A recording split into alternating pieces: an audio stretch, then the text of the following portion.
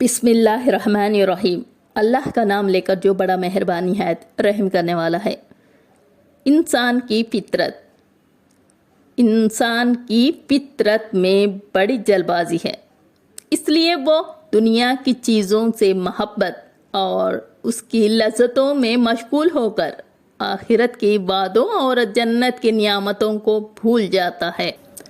वो दुनिया की राहत व लज्जत और नफसानी ख्वाहिशात में मुब्तला होकर ईमान व अमल सालेहा को छोड़ बैठता है, तो आखिरत की ज़िंदगी और जन्नत के ऐश व राहत से महरूम हो जाता है।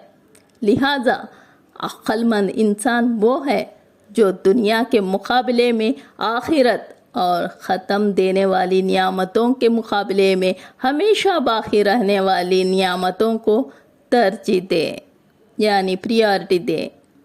सूरह क़ियामा 20-21। जज़ाकल्लाहु खैर।